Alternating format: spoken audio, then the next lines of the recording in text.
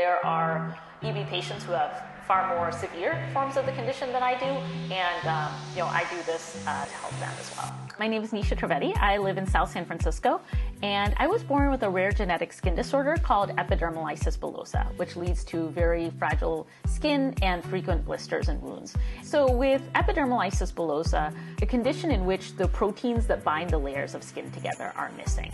And so the top layer of my skin, the epidermis, is very fragile. I have to be very careful with anything that involves friction, avoiding rigorous exercise, being very selective about my choice of clothing and shoes especially.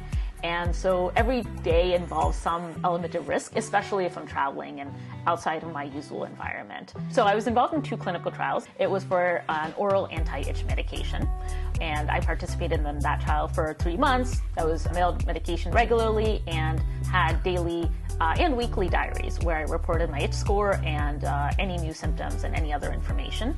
And then recently I was in a trial for a topical gel that aims to strengthen the skin. Participating in a clinical trial for patients is, it's certainly a commitment, and it's an investment in time and emotional energy, for example. So I think sites need to be very cognizant about the patient experience and making it as smooth and as stress-free as possible.